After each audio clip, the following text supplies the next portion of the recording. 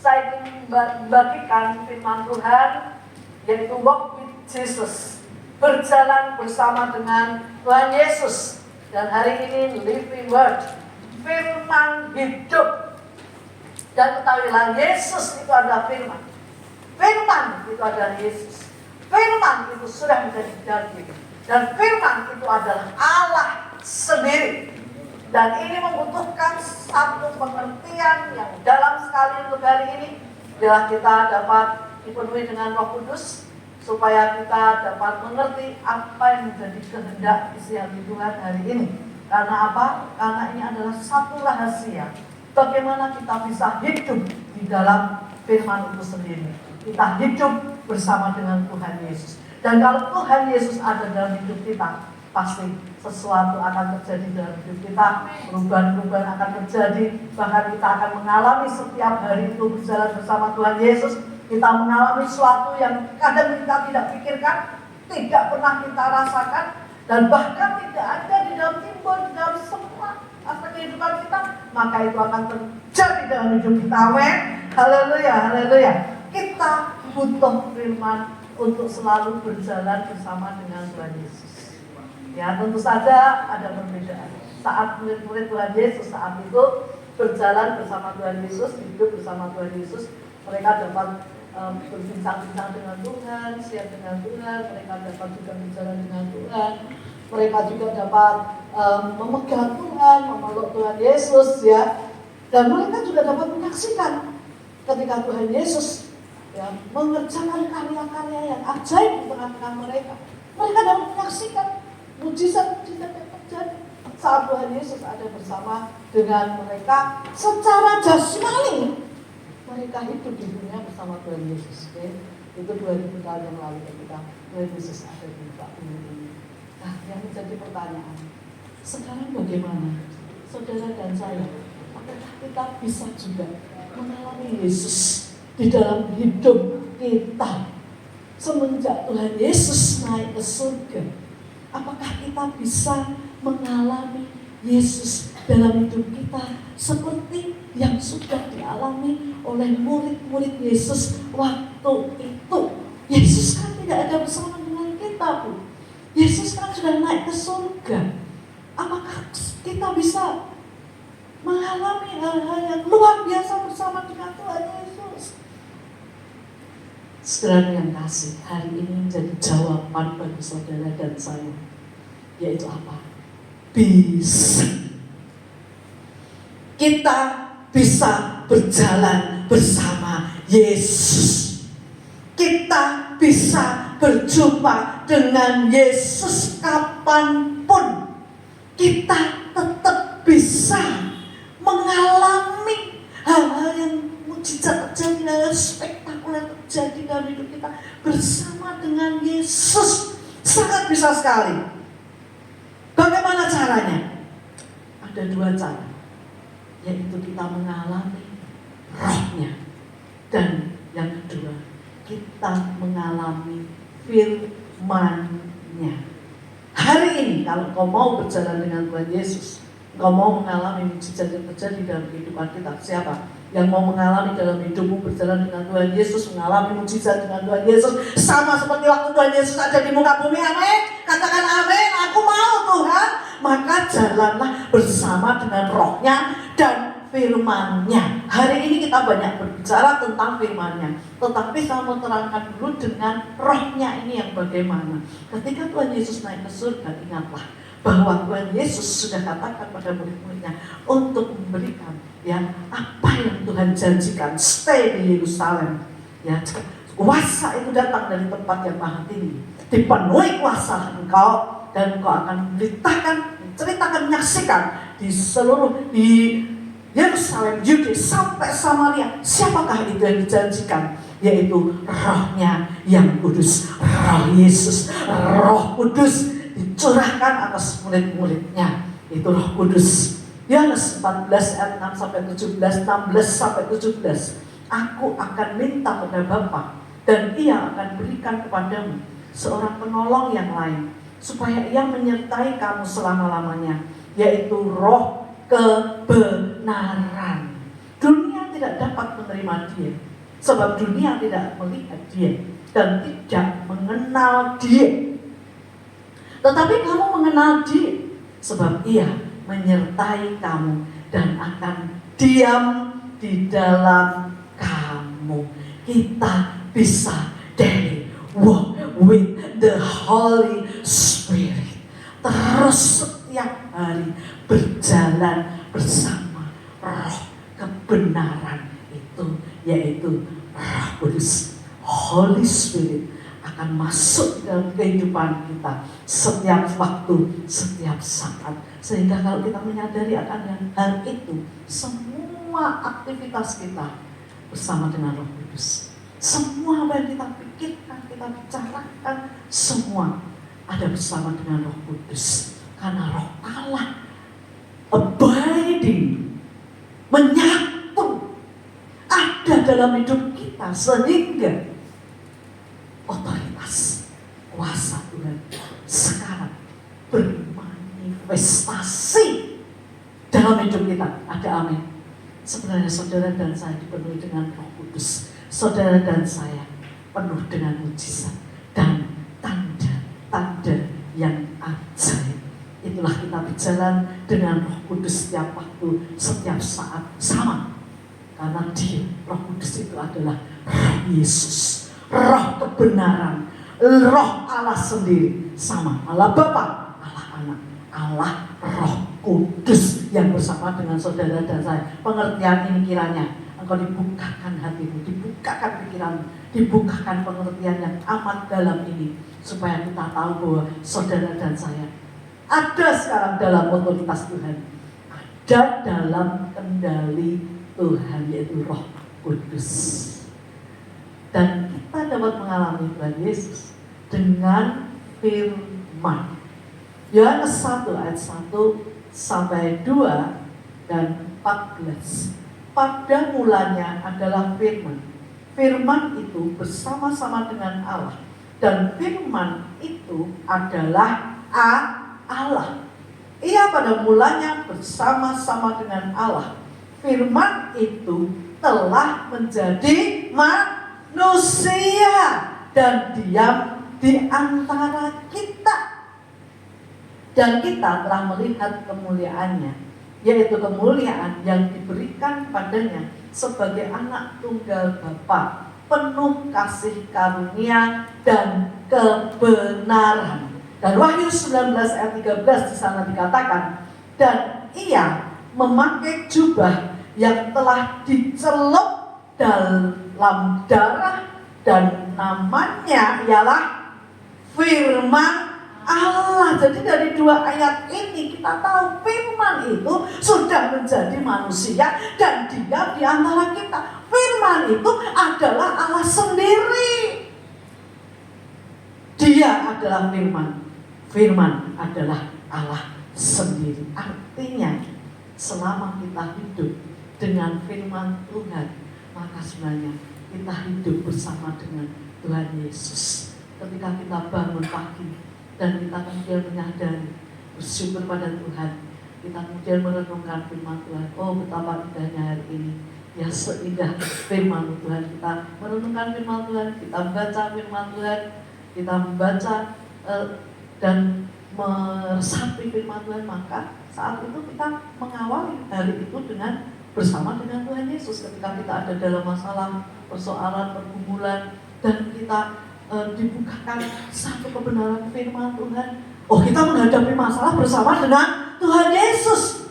Ketika kita mengalami mengisi hidup kita dengan firman hari lepas hari, sebelum kita beristirahat, kita renungkan kembali firman, maka kita mengalami Tuhan dalam hidup kita. Ketika kita ibadah, setiap kali kita ibadah, kita sungguh-sungguh terima firman setiap minggu. Terima firman masuk dalam hati. Dan kemudian kita sharingkan di dalam kelompok sel. Itu pun akan menjadikan saudara dan saya itu hidup bersama dengan Tuhan Yesus. Amin. Gereja Tuhan selalu bergerak bersama Tuhan Yesus. Demikian juga hari-hari ini, akhir zaman ini, kegelapan dunia ini luar biasa. Digoncangkan semuanya, segala aspek. Tetapi saya percaya untuk anak-anak Tuhan yang berjalan bersama dengan Tuhan Yesus, dia menjadi orang yang kuat, kokoh, berdiri, tegak, tak tergoncangkan apapun yang terjadi. Karena dia berjalan bersama Yesus, ada terang di dalam hidupnya. Dia memerangi kegelapan itu. Amin. Itu adalah engkau, itu adalah terang itu sendiri. Karena Tuhan Yesus ada dalam firman itu, ada dalam mulutmu, ada dalam pikiran dan hatimu. Maka hidupmu diterangi oleh kebenaran-kebenaran firman Tuhan. Hidupmu dipenuhi dengan kuasa ilahi. Tanda-tanda ajaib akan menyertai hidupmu. Ada amin, katakan amin. Haleluya. Haleluya. Keajaiban demi keajaiban. Soal itu, hari ini koreksi. Apakah aku sudah hidup dalam firman itu? Apakah aku sudah mengenal firman itu sendiri?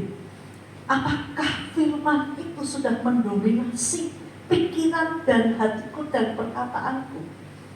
Apakah firman itu jadi setiap jawaban dalam pergumulanku?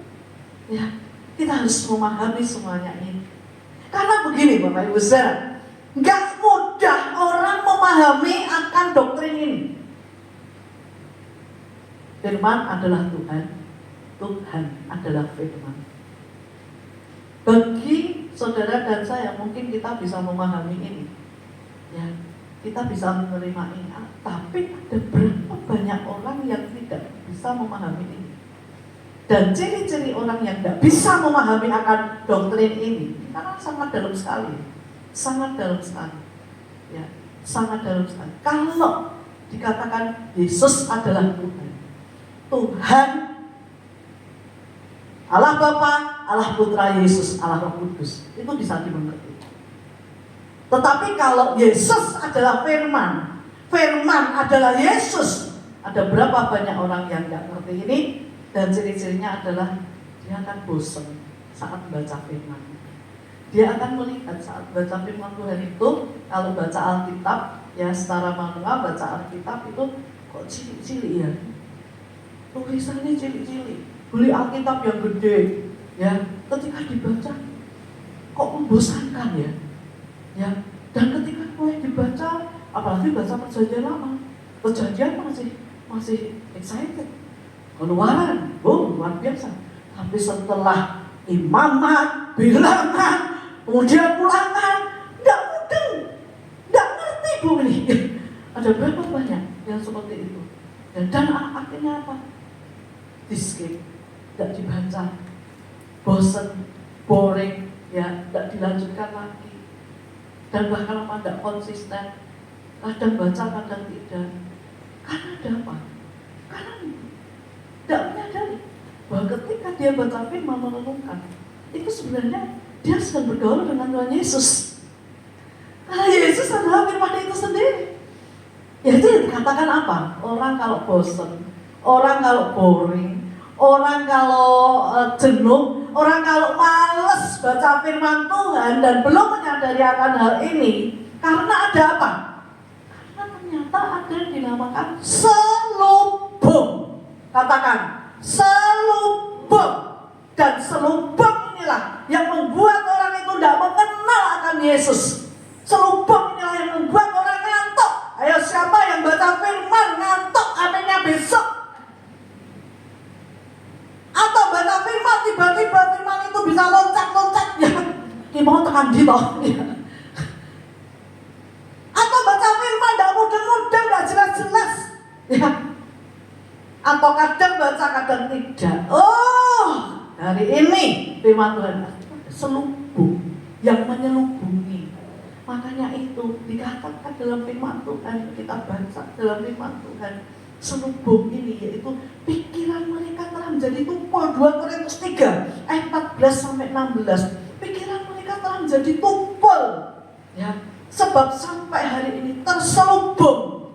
Itu masih selubung, itu masih tetap menyelubungi mereka. Jika mereka membaca Perjanjian Lama itu tanpa disingkapkan, karena hanya Kristus saja yang dapat menyingkapkannya. Bahkan sampai pada hari ini, setiap kali mereka membaca kitab Musa itu Kejadian, Keluaran, Imamat, Bilangan, Ulangan, Taurat, ada selubung yang menutupi hati mereka. Tetapi apabila hati seorang berbalik kepada Tuhan, maka selubung itu diambil daripadanya. Iblis selalu memberikan selubung, menebarkan selubung rohani, sehingga orang itu tidak memahami akan firman. Orang itu ngantuk kalau baca firman. Orang itu malas untuk berpikir, merenungkan, apalagi menggali.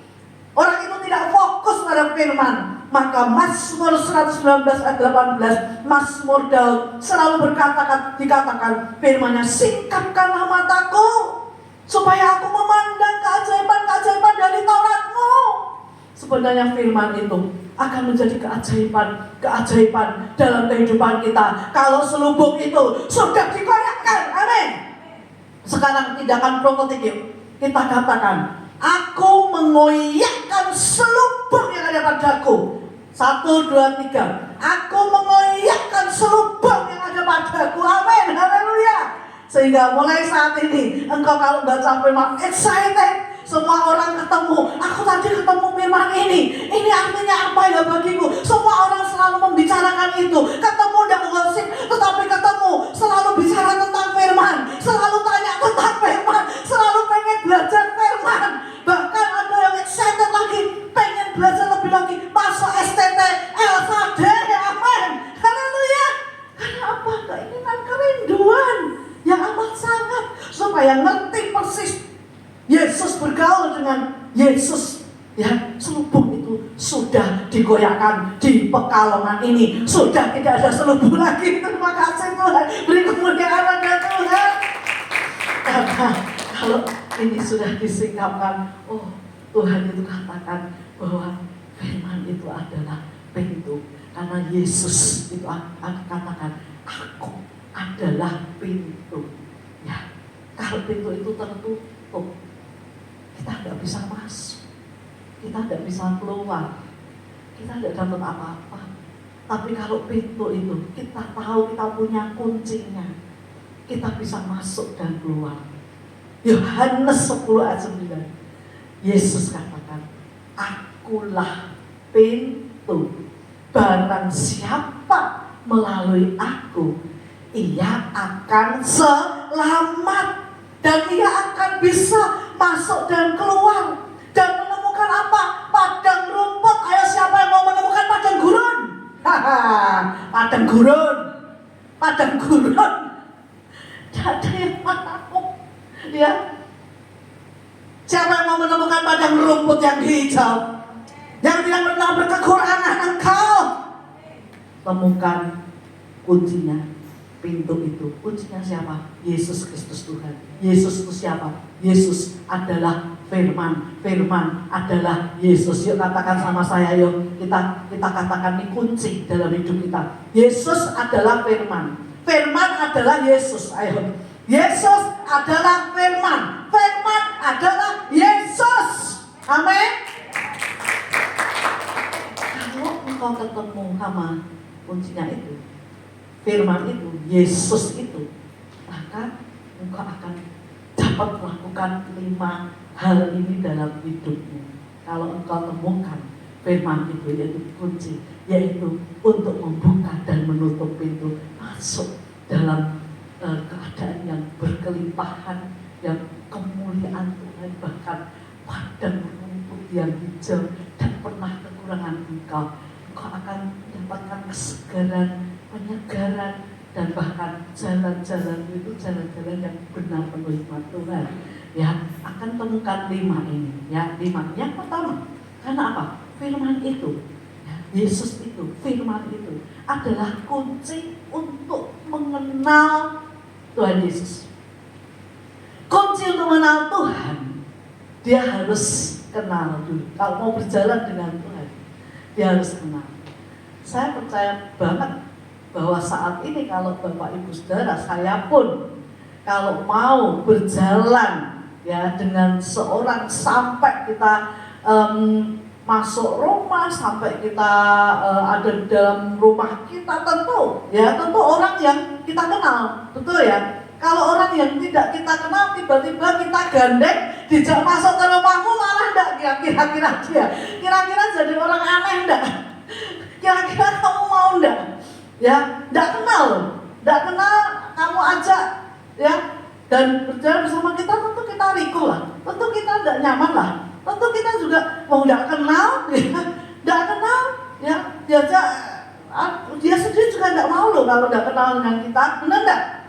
Ya, ketika kita mengenal pasangan kita, ya itu yang pasangan kita yang sudah diteguhkan dalam pernikahan yang kudus, itulah yang ada bersama kita, ya, sampai tidur pun bersama dengan dia mungkin. Coba kalau bukan pasangan kita, tidur masuk kamar tidur kita, oh ya, kata nenek itu berbahaya, tidak bisa dong. Kalau tidak mengenal, bukan siapa-siapa kita, ya, beda identitas laki perempuan, tidak bisa. Ya, tetapi kalau kita kenal, oh ini pasanganku, oh ini suamiku, ini istriku, ya, bahkan sampai kita doa bareng, kita ada bersama-sama, terus ada dengan orang yang kita kenal sama. Yesus itu adalah firman. Firman itu adalah pintu masuk untuk mengenal lebih dalam lagi. Sehingga Petrus katakan, 2 Petrus 3:18, tetapi bertumbuhlah dalam kasih karunia dan dalam pengenalan akan Tuhan dan Juru Selamat kita Yesus Kristus. Baginya kemuliaan sekarang sampai selama-lamanya. Bertumbuh dalam pengenalan akan Tuhan Yesus, sehingga dikatakan ada keintiman, ada intimasi dengan Tuhan Yesus.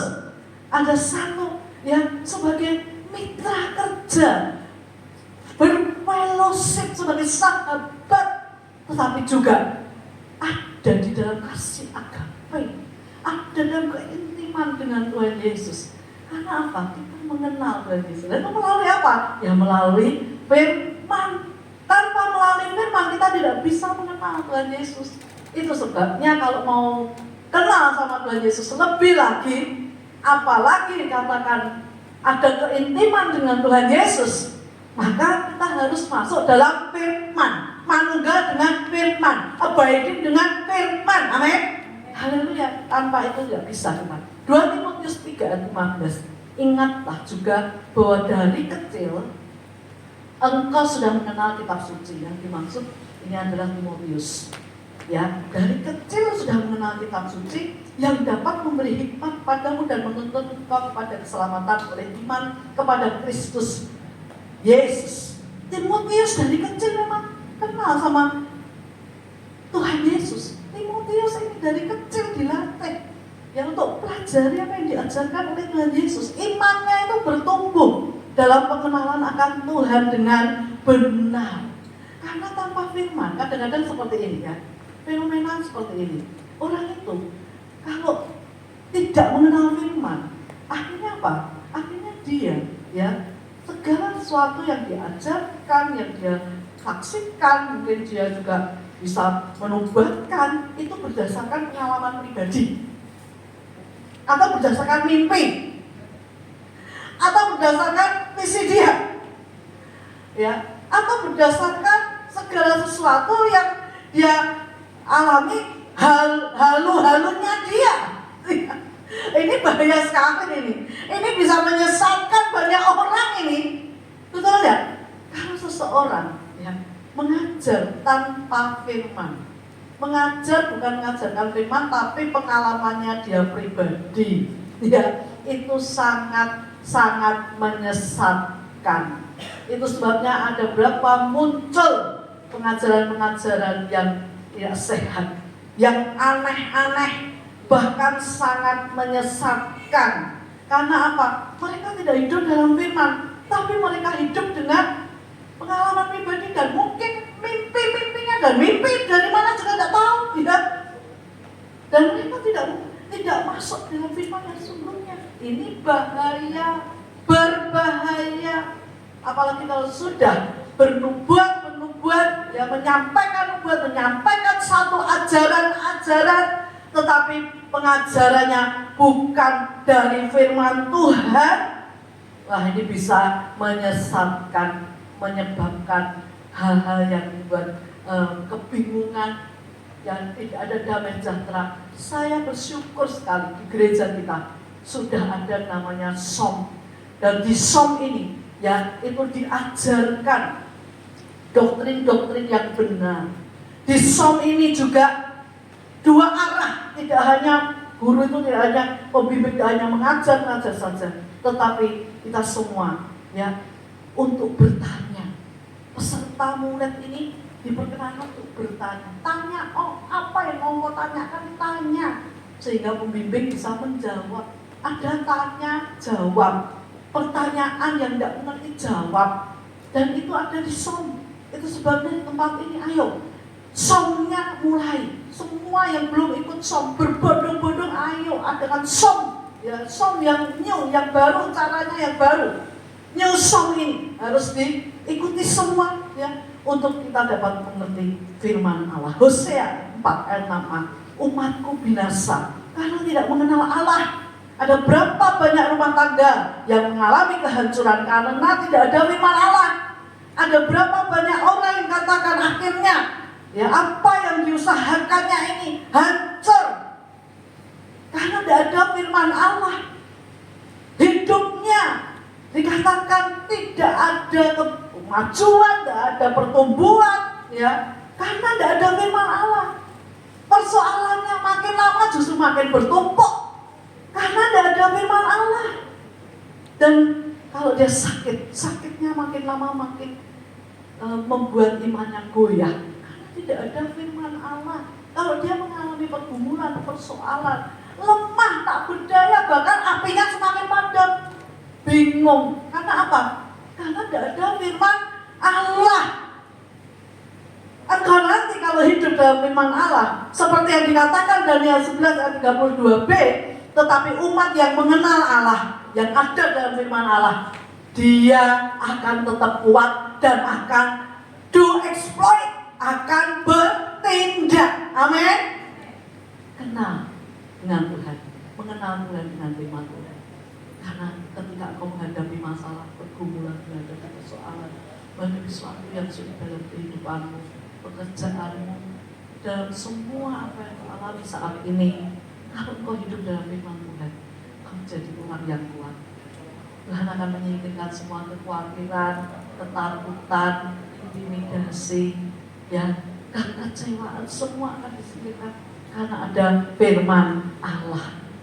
Orang yang mengenal Tuhan, dia akan kuat, dia akan hebat, rumah tangganya, keuangannya, pekerjaannya, bahkan jiwa mentalnya. Ada berapa banyak hari-hari ini yang orang itu kena, ada masalah, dia tidak bisa move on, kena pada jiwanya. Dan ketika kena pada jiwanya, akhirnya apa? Kesehatannya juga kena.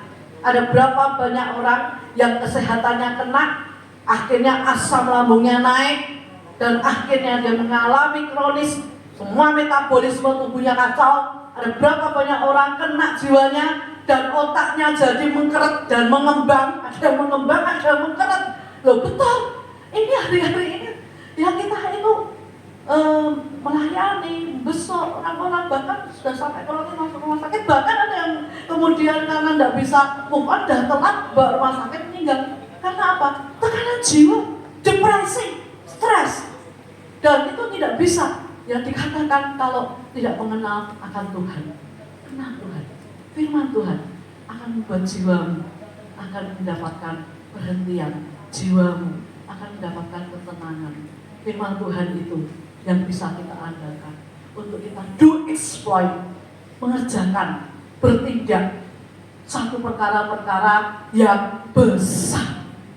Hari-hari ini kita tanpa firman, kita tidak bisa bergerak apapun juga, ya, karena firman itu ada. Kita mengenal Tuhan Yesus. Kalau kita mengenal Tuhan Yesus lebih lagi dengan firman Tuhan, oh saudara dan saya akan menjadi orang-orang yang ulet, hebat, setia, luar biasa. Bahkan orang bisa melihat, oh ternyata dia ini luar biasa karena ada apa? Ada firman. Setiap kali keluar dari kata-katamu itu kata-kata firman. Katakan sama kanan kirimu, penuh dengan firman.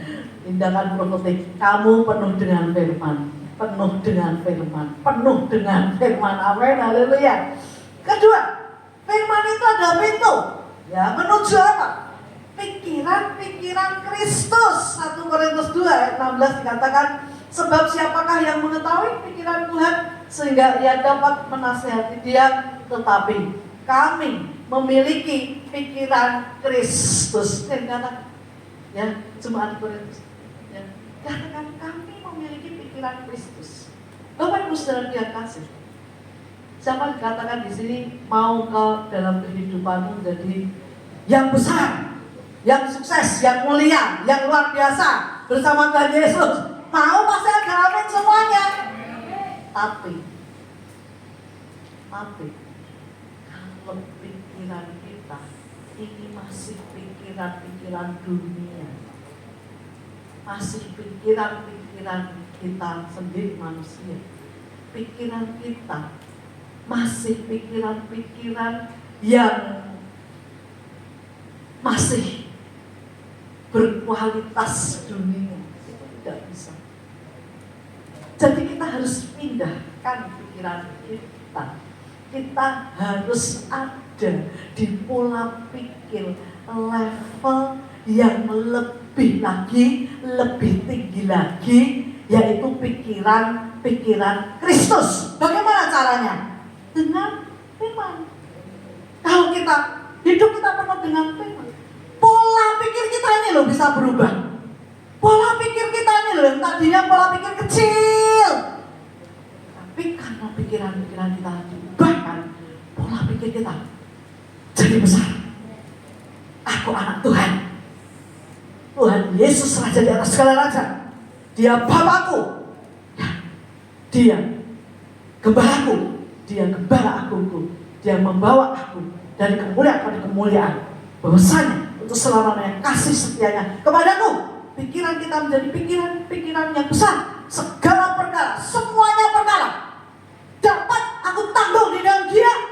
Pikiran membentuk pikiran kita menjadi pikiran yang besar. Aku bisa, aku dapat. Tadinya pikiran kita kecil di dunia ini. Aku tidak dapat, aku kecil, aku tidak mampu, aku orang biasa-biasa saja, aku lemah. Tapi ketika baca firman Tuhan, merenungkan firman Tuhan, pikiran kita diubahkan, pola pikir kita diubahkan terus menjadi pikiran-pikiran Kristus yang tidak terbatas, amin. Yang besar, amin. Yang positif, amin.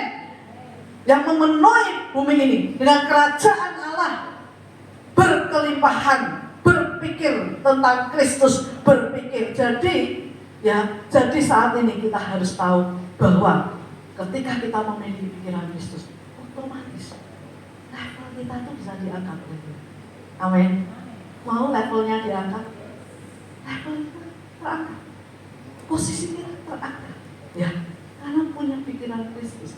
Jika Anda memiliki pikiran Kristus, hidupmu akan menjadi hidup yang besar, more and more lagi, lebih besar lagi, amin, haleluya. Mulai mana Tuhan? Miliki pikiran-pikiran Kristus. Roma 1 ayat 28 berkata tentang pikiran yang terkutuk, pikiran yang dipenuhi dengan kejahatan, keserakahan, kebusukan, dengki, perselisihan, dan segala sesuatu yang menghancurkan hidup manusia. Tetapi mulai hari ini, semua pikiran-pikiran yang menghancurkan hidup manusia itu akan ditumbangkan, akan dipatahkan, akan dihancurkan, diganti dengan pikiran Kristus. Dan Matius 19 ayat 23 katakan, maka Yesus berpaling dan berkata pada Petrus, "Nyala iblis, engkau suatu batu sandungan bagiku, sebab engkau bukan memikirkan apa yang dipikirkan Allah, melainkan apa yang dipikirkan manusia." Lihatlah Petrus, murid Yesus yang bersama-sama Yesus terus 3,5 tahun. Tapi ketika itu dikatakan ya bahwa Petrus tidak mempunyai pikiran Yesus, maka saat itu Petrus ditegur sama Tuhan Yesus. Ya, karena apa? Karena tidak berpikir sama sefrekuensi dengan Tuhan Yesus. Ya, dia memikirkan ya keberadaan dia sebagai manusia. Ada ketakutan di situ, ada yang beda di situ. Maka katakan, nyaklah iblis. Yesus kata, tegur. Karena apa? Pikiran-pikiran yang tidak sefrekuensi dengan Tuhan Yesus. Dan itu harus dihancurkan, patahkan hari ini. Kalau kau punya pikiran-pikiran yang tidak sefrekuensi dengan pikiran Kristus Yesus Tuhan, yang tidak sesuai dengan Yesus Kristus Tuhan, hancurkan, patahkan, tumbangkan. Amin. hilangkan itu dalam nama Yesus Kristus Tuhan, dan kemudian kembalikan ya pola pikir yang salah ini, dikembalikan ya, dikembalikan dalam kebenaran. Kalau firman Tuhan katakan ampuni, ampuni dan ampuni 7 kali, 77 kali dan seterusnya. Ampuni, jangan simpan kepahitan, jangan simpan dendam, jangan simpan segala kekecewaan. Ampuni. Kalau firman Tuhan katakan jadilah berkat, jadi berkat, memberi lebih baik daripada menerima, jadi berkat. Maka katakan jangan jadi untuk kepentingan diri kita sendiri ya, jangan jadi untuk keuntungan diri kita sendiri, tetapi jadi berkat. Kalau firman Tuhan kata pergi, jadikanlah semua bangsa muridku, jiwa-jiwa harus diselamatkan ini, dan itu harus kita jalankan. Jangan sampai aku sudah selamat, ngapain masih pergi? Aku sudah setia beribadah dalam gereja Tuhan, ngapain ngajak-ngajak orang? Oh, hari ini firman Tuhan katakan pergi, jadikan semua bangsa, siapapun itu, selamatkan mereka. Pikiran Kristus sedang dituangkan ketika kita baca dan merenungkan firman Tuhan, apalagi melakukan firman Tuhan. Ini seperti begini Bapak Ibu sekalian. Seperti engkau sedang baca buku, ya, yang suka baca buku. Ketika engkau baca buku karangan siapapun itu ya, itu sebenarnya kita tuh sedang masuk di dalam alur pikiran penulis, betul enggak? Kita sedang masuk dalam alur pikiran penulis, ya, sehingga kita ngerti, oh ya, begini loh, oh ceritanya itu begini loh. Dan buku yang kita baca itu, oh sebenarnya itu sedang membawa kita ya kepada alur pikiran penulis itu sendiri. Ya itulah ketika kita baca firman Tuhan juga demikian. Kita mengenal pola pikiran Tuhan Yesus. Kalau kita baca firman Tuhan, memahami cara Allah berpikir, mau tidak mau, suka tidak suka, masuk dalam firman Tuhan, ini akan mengubah semua pikiran kita menjadi pikiran Kristus. Dan saya percaya kalau saudara akan hidup beda. Sekarang hidup penuh kemenangan. Ada tantangan, ada rintangan, ada challenge dalam hidup ini, tapi engkau selalu mengambil keputusan yang benar, karena kita tahu Yesus Kristus Tuhan pasti benar. Taruh pikiran Kristus dalam pikiranmu. Hidupmu akan dipenuhi otoritas ilahi dan ada kewibawaan ilahi. Amin, haleluya. Saya terus berdoa supaya kita dipenuhi dengan pikiran-pikiran Kristus, sehingga dibawa ke next level lagi. Amin.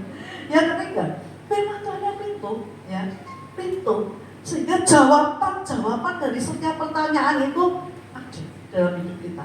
Yuk kita baca lagi di dalam Lukas 10 ayat 25 sampai 26.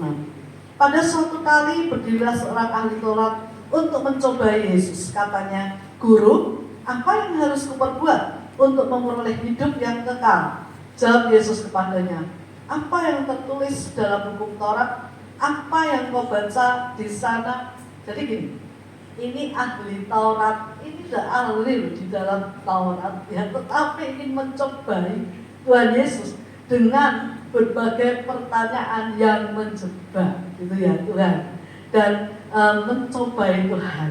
Dia katakan gini, "Guru, apa yang harus diperbuat ya, untuk aku memperoleh hidup yang kekal?" Tapi Tuhan Yesus tidak memberi solusi, betul tidak? Di dalam ayat itu Tuhan Yesus tidak jawab apa-apa, benar tidak? Tuhan Yesus tidak memberi solusi, tidak memberi jawaban.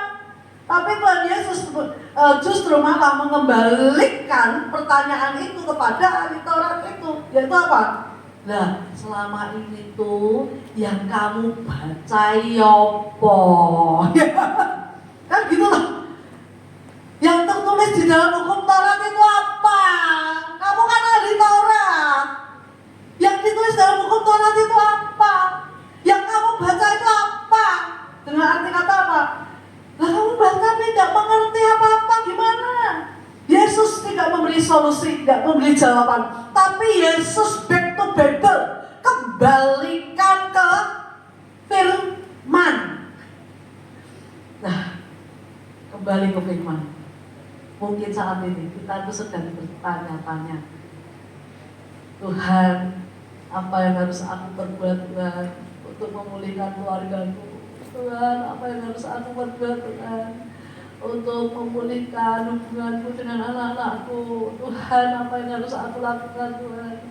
Ini pekerjaanku dalam hal-hal yang sulit dalam hidupku. Apa yang harus aku lakukan Tuhan. Ada banyak orang yang saat ini sedang memusuhiku. Apa yang aku lakukan Tuhan dengan bisnisku hari-hari ini? Apa yang aku lakukan dengan semua pelayananku yang aku lakukan ini? Tuhan, bagaimana hatiku ini rasanya kok hampa, hatiku ini rasanya kosong. Tuhan, setiap kali aku berdoa kok rasanya aku dapat tahu pergumulan doaku itu Kau jawab Tuhan. Oh, bagaimana ini? Seringkali pertanyaan-pertanyaan itu ada di dalam hidup kita. Kalau di sini tidak ada ya, semua sudah tahu semua ya. Ini saya menyampaikan aja untuk orang-orang yang sering bertanya seperti itu. Bagaimana ini Tuhan? Apa Tuhan? Bagaimana yang harus aku perbuat? Bagaimana ya? Seperti anak ayam dulu.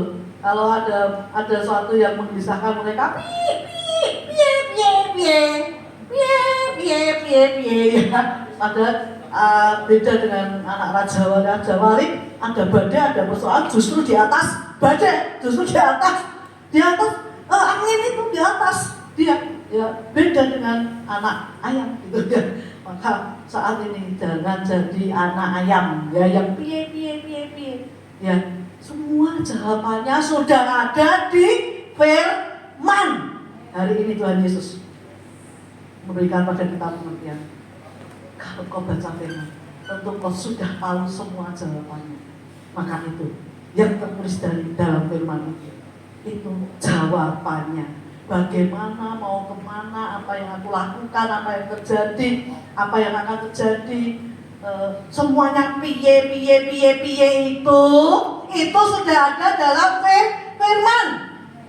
Jadi kalau mau tahu jawabannya hari ini, masuk dalam firman, engkau akan dapat jawabannya. Masuk dalam firman, engkau akan menemukan petunjuk-petunjuknya. Masuk dalam firman, engkau akan menemukan terangnya sehingga menerangi jalanmu. Masuk dalam firman, itu seperti GPS.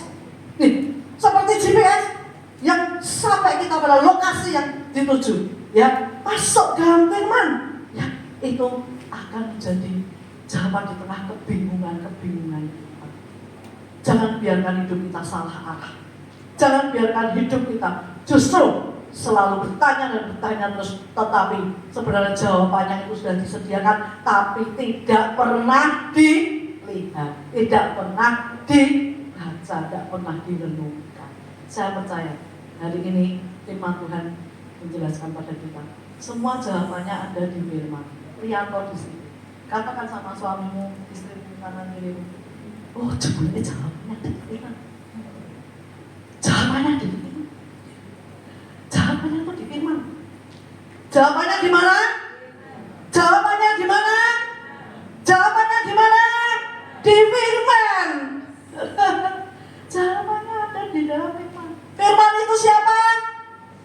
Firman adalah Yesus adalah jawabannya di ada.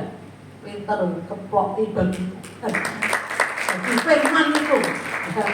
Dan yang keempat, firman itu pintu supaya kita itu bisa punya hikmat yang superior, bukan hikmat yang inferior, tapi hikmat yang superior. Kita belajar dari Timotius ya. 2 Timotius 3 ayat 15. Ingatlah juga bahwa dari kecil engkau itu sudah mengenal kitab suci yang dapat memberi hikmat kepadamu dan menuntun engkau kepada keselamatan oleh iman kepada Kristus Yesus. Jadi Timotius itu bukan seorang yang berpengalaman. Timotius waktu diutus ya, itu bukan seorang yang dia paling tua, dia paling kuat, dia paling punya kedudukan, dia paling punya berpengalaman. No. Justru Timotius itu masih muda, diutus di suatu gereja Tuhan yang sudah sangat-sangat itu di situ tua-tuanya itu sudah sangat luar biasa ya, dan sudah dari situ banyak juga persoalan perkara. Tetapi kenapa Timotius bisa selesaikan semuanya? Timotius bisa memajukan pelayanan di situ. Timotius mendapatkan tantangan banyak, tetapi Timotius justru bisa mengajar pada semua, bisa diatur semuanya. Kenapa? Karena Timotius dari kecil kenal sama Tuhan, dan itu yang membuat Timotius punya hikmat sejak dari kecil. Firman Tuhan membawa kepada hikmat yang superior. Saudara dan saya, kalau mau kita selesaikan semua tantangan-tantangan masalah dalam hidup kita, miliki hikmat Tuhan. Amin. Dan ketika kita baca firman Tuhan, maka hikmat itu datang pada kita. Mazmur 119:97 sampai 100. Betapa ku cintai Tauratmu, aku merenungkannya sepanjang hari. Perintahmu membuat aku lebih bijaksana daripada musuh-musuhku, sebab selama-lamanya itu ada padaku. Aku lebih berakal budi daripada semua pengajarku, sebab peringatan-peringatanmu ku renungkan. Aku lebih mengerti daripada orang-orang tua, sebab aku memegang titah-titahmu. Ini yang dikatakan pemazmur, katakan lebih berakal budi, lebih juga dia dapat memberikan peringatan-peringatan, dia dapat mengangkat musuh-musuhnya, lebih punya hikmat. Karena apa? Karena firman. Bapak Ibu Saudara, saya mengatakan ternyata ketika kita masuk dalam firman, itu adalah investasi yang terbesar dalam kehidupan kita, yang tidak akan digoncangkan. Kalau hari ini banyak sangat katakan yang naik turun bahkan anjlok, tetapi firman Tuhan tidak pernah anjlok. Firman Tuhan tidak pernah tergoncangkan, tidak pernah berubah dulu, sekarang, sampai selama-lamanya. Ini investasi yang paling bagus, paling besar, paling kuat, paling luar biasa. Bertahan di dalam dunia kapanpun juga sampai selesai semuanya. Tetap firman-Nya itu ya dan amin. Ketika menghadapi tantangan masalah, firman Tuhan itu menuju pada pintu hikmat, mengangkat saudara dari satu level ke level yang lain, yang lebih lagi dan lebih tinggi lagi. Amin. Investasimu akan naik terus. Ini investasi. Jadi saudara yang kekasih, firman Tuhan akan bawa kita pada hikmat yang superior. Ya, itu. Sehingga mari kita masuk dalam firman Tuhan. Dan yang terakhir, firman Tuhan adalah pintu menuju kuasa dan otoritas ilahi. Nah, ini yang kelima ini nanti akan kita terima sama-sama dengan pendalaman yang penggalian yang lebih lagi indah lagi pada saat nanti kita merayakan Paskah bersama-sama, Jumat Agung sampai Paskah. Dengan Paskah Jumat Agung di gereja kita itu dengan tema rema power and authority. Jadi kuasa dan otoritas yang dari Tuhan.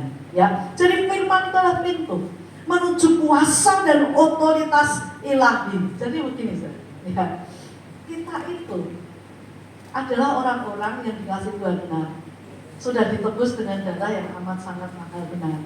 Kita nanti akan mengingat bersama-sama semua penderitaan Tuhan Yesus sampai selesainya finish di atas kayu salib. Ini momen-momen yang luar biasa. Ini momentum kita untuk kita mengingat kembali kasih Tuhan, dan kita memperbarui lagi janjian kita dengan Tuhan. Kita komitmen lagi di hadapan Tuhan, karena kita diingatkan akan kasih Tuhan melalui Jumat Agung sampai Paskah dan kita tahu bahwa Tuhan itu sudah menang, dan kita sudah mendapatkan satu perjanjian hidup yang kekal. Amin. Itu adalah iman percaya kita di dalam Tuhan Yesus Kristus. Jadi saudara dan saya sebenarnya sampai diperjuangkan sedemikian rupa, sampai dipanggil segitunya sama Tuhan, sampai dikorbankan anaknya yang tunggal itu. Supaya apa? Supaya saudara dan saya ini bukan menjadi orang-orang yang lemah. Supaya saudara dan saya ini hidup berkemenangan, bukan lemah. Amin. Saudara dan saya bukan orang-orang yang lemah, berjalan dalam kelemahan, berjalan dalam kekalahan, bukan jadi orang-orang yang pecundang. Tapi saudara dan saya sampai dipertaruhkan nyawa Tuhan Yesus. Kenapa? Supaya jadi orang-orang pemenang, lebih dari pemenang. Amin. Dan supaya apa? Supaya kita memerintah, supaya kita berkuasa. Sehingga ketika kita punya kuasa, punya otoritas, kita memerintah bersama dengan Tuhan, maka saudara-saudara penuh kewibawaan ilahi. Dari mana itu dapatkan kita? Kita dapatkan dari mana kewibawaan ilahi itu? Kita dapatkan di mana ketika kita bukan jadi orang yang lemah, tetapi penuh kuasa dan otoritas Allah. Dari mana? Dari firman. Amin.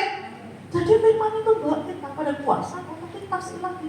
Kalau mau jadi kewibawaan ilahi itu ada di dalam seluruh aspek hidupmu, masuk dalam firman. Roma 4 ayat 17, ayat yang terakhir ini, seperti ada tertulis, engkau telah kutetapkan menjadi bapa banyak bangsa di hadapan Allah yang kepadanya ia percaya, yaitu Allah yang menghidupkan orang mati dan yang menjadikan dengan firman-Nya apa yang tidak ada menjadi ada.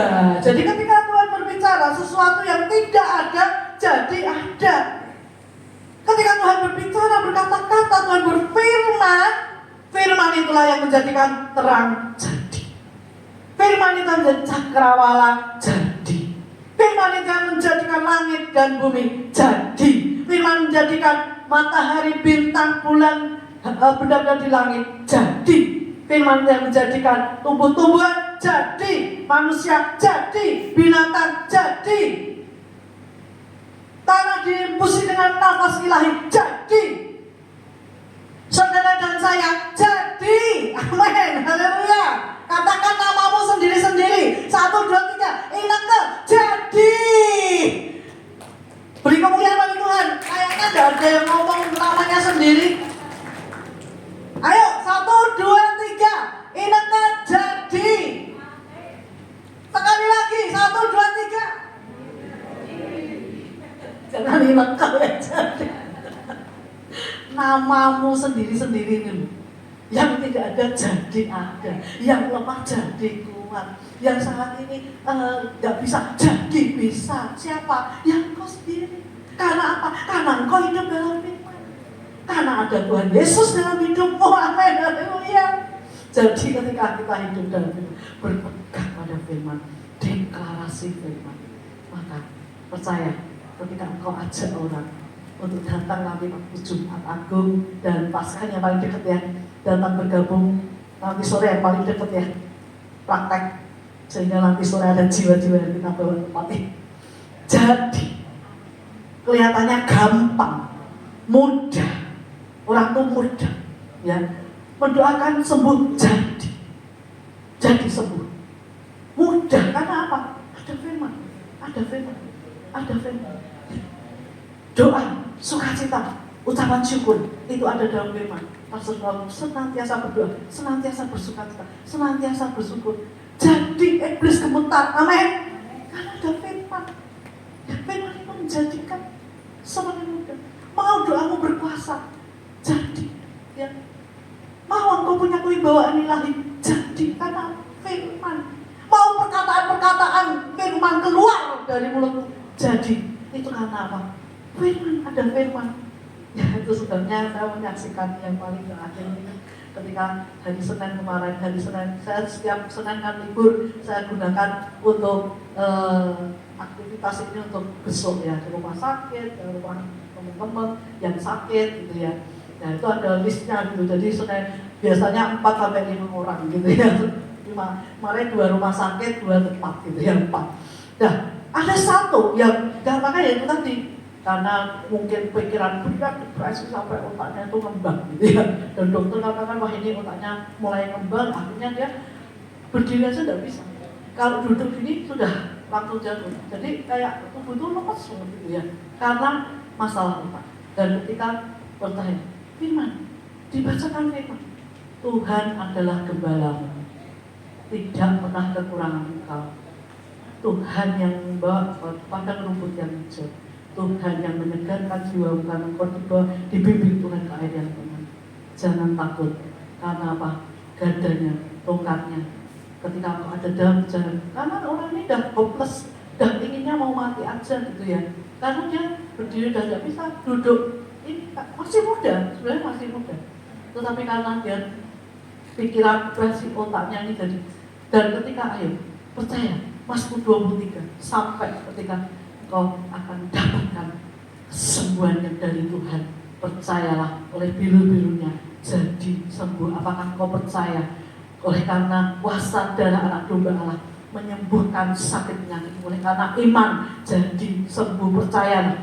Dan ketika imannya dibangkitkan oleh firman, dan firman itu menyentuh dia nangis, dia kemudian minta, ya ampuni aku Tuhan, selama ini aku tidak percaya padamu sehingga aku gelisah, ada kekecewaan, ada ketakutan di situ sampai depresi menekan. Dan ketika berdoa, kita berdoa, saya bersama dengan dua orang dan doa ya dalam nama Yesus, otak ini dikembalikan seperti semula, ya volumenya seperti semula, dan kemudian pikiran-pikiran yang menjadi pikiran Kristus.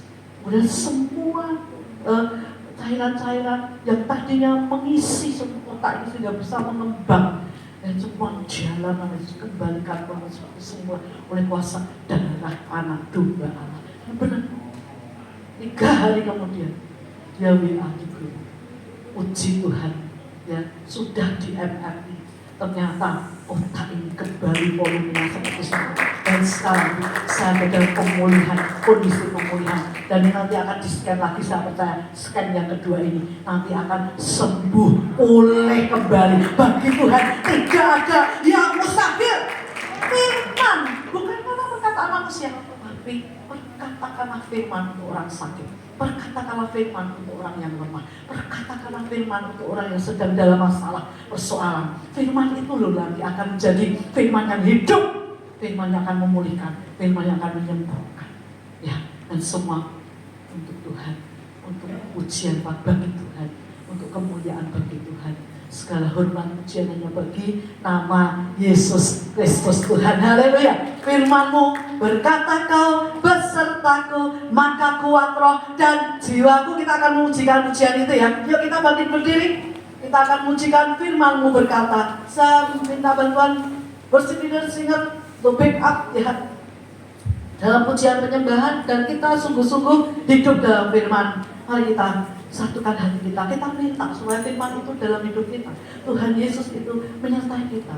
Walk with Jesus, daily walk with the Holy Spirit, daily walk with the Word. Percaya firman-Mu berkatakan besertaku, maka kuat roh dan jiwaku. Tanganmu Tuhan, tanganmu dan selalu menolongku di setiap saat ku percaya. Firman-Mu berkata, firman-Mu berkata kau besertaku, maka kuat roh dan jiwa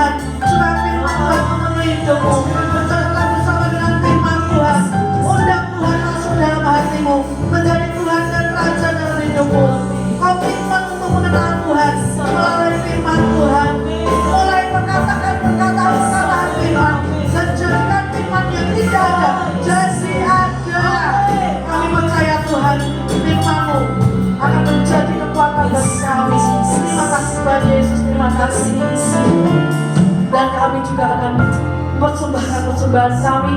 Firman-Mu akan mendasari dari persembahan kami. Mazmur 20 ayat 4-5. Kiranya diingatnya segala korban persembahan-Mu dan disukainya korban bakaran-Mu. Kiranya diberikannya kepadamu apa yang Kau kehendaki dan dijadikannya berhasil apa yang Kau rancangkan.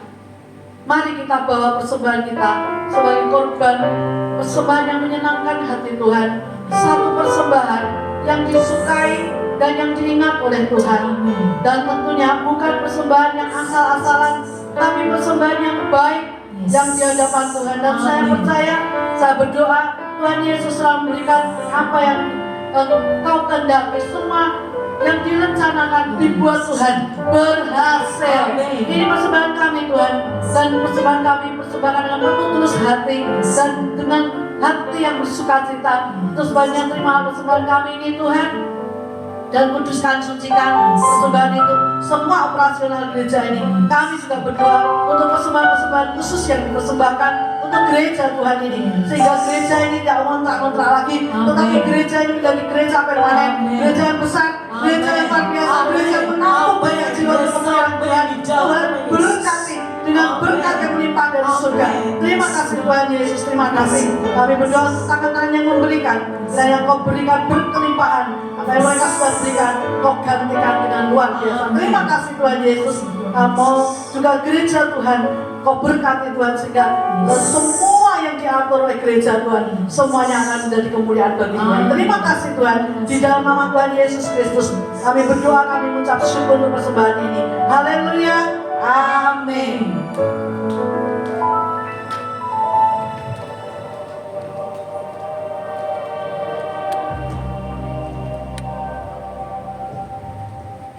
Perkenalkan, saya Meida dan ini suami saya Apius dari Gereja GBI Jakarta Soho Capital. Tepat ya 24 Desember 2021 suami saya dinyatakan kanker stadium 4 kepalanya. Waktu itu terus terang kami shock ya, kami tuh nggak menyangka gitu bahwa gejalanya tuh bahwa itu gejala kanker, karena suami saya tuh pemilisan. Kami kira tuh karena dia rutin minum pengencer darah. Terus pas sakit kepala, kami pikir sakit kepalanya tuh karena lagi perawatan gigi. Kami juga ya shock juga ya setelah dokter gitu menyatakan hasil dari biopsi, scan, MRI dan sebagainya gitu. Bahkan kami tadinya nggak percaya, jadi double check juga ke dokter rumah sakit lain, tapi hasilnya tetap sama gitu. Akhirnya di malam Natal itu gitu, kami berdua tuh ya cuma bisa nangis, padahal di saat orang lagi bersukacita kan mau merayakan Natal gitu, mau Christmas dinner gitu, tapi kami berdua tuh cuma bisa nangis, berdoa gitu. Tapi saya bilang sama dia gitu, ini tuh bukan kebetulan gitu, Tuhan tuh beritahu kita gitu bahwa kamu cancer gitu, pasti ada maksud Tuhan yang terbaik. Saya bilang sama dia, kita imani nanti Jumat Agung darah Yesus yang akan sembuhkan cancer kamu gitu. Karena seperti yang kita sering dengar dari Pastor Jonathan gitu, bahwa perkataan profetik itu harus kita imani. Setelah kita tahu itu, akhirnya kita treatment di Rumah Sakit Darmais. Pada saat itu dokter ngajuin ke kami tuh yang jalan satu-satunya harus di kemo sama di nuklir. Cuman pada saat itu karena saya banyak masalah di dalam tubuh, terutama ginjal, akhirnya tidak bisa di kemo, jadi hanya bisa di nuklir. Kita tanya ke dokter, terus biasanya pengobatan kanker ini dokter di mana? Ya kata dokter ya umurnya harus dua-duanya di kemo sama nuklir. Tapi dokter menguatkan saya, dia bilang banyak yang stadium 1 juga tidak kuat bisa lewat. Ada juga yang stadium 4 ya bisa survive katanya. Jadi akhirnya berdoa aja sama Tuhan, dia bilang gitu. Ya udah akhirnya saya menjalani nuklir tadi, saya menjalaninya, dan sakitnya kepala saya sampai di leher itu bengkak. Saya itu makan minum aja susah, dan akhirnya saya makan tuh harus melalui selang, disonde jadinya. Menelan air aja sakit, apalagi makan. Dan setelah itu kita rutin bergereja di Soho di Keluarga Allah. Waktu itu saya pernah didoakan sama Pastor Joe sama Pastor Josie, dan menguatkan saya juga bahwa mujizat itu masih ada. Ya akhirnya kita meyakini itu dan kita selalu memperkatakan itu tiap hari. Ada juga yang ngasih ayat ke kita itu Mazmur 91. Kita juga sepanjang hari itu selama pengobatan itu lagu satu-satunya yang selalu saya putar untuk mengulangi lagu Ada Kuasa Dalam Darahnya. Dan pada saat itu sebenarnya juga banyak saudara saya, teman kena kanker juga, ada yang surviving, ada yang sama dengan saya. Malah itu ipar saya itu pernah datang ke rumah saya hanya mendoakan saya karena sakit itu. Telah beberapa bulan setelah itu dia dinyatakan juga kanker usus. Dia hanya bertahan 3 bulan. Ya jalan Tuhan kan kita nggak tahu. Jadi ya kadang-kadang dengan teman ini juga begitu ya bikin kita drop juga sebenarnya. Cuman akhirnya karena kita selalu mengingat apa yang dibilang itu profetik bahwa itu akan menyembuhkan, percaya aja sama dalam nama Tuhan Yesus, ya kita bisa melalui itu semuanya. Saya selalu bilang gitu, pasti nanti seperti yang saya imani di saat malam Natal itu, saya bilang nanti Jumat Agung darah Yesus yang akan menyembuhkan kamu. Itu yang saya selalu perkatakan. Dan memang treatment nuklir itu pas 1 hari sebelum Jumat Agung, treatment terakhir itu, saya percaya itu bukan kebetulan gitu, pasti itu Tuhan yang udah mengatur gitu. Dan saya juga yakin gitu, kita merayakan Yesus wafat, itu yang saya yakinin, darah Yesus yang bisa menghancurkan kanker sekuat apapun. Akhirnya ya memang dokter menyatakan kankernya hilang, bersih total. Dan memang waktu sakit juga kan dia nggak bisa jalan jauh ya, jadi memang kemana-mana tuh harus pakai kursi roda. Sekarang orang mungkin kalau lihat dia tuh rasanya nggak percaya gitu, pernah ngalamin sakit yang berat gitu. Semoga kesaksian ini bisa menguatkan saudara-saudari semuanya. Apapun masalah kita yang kita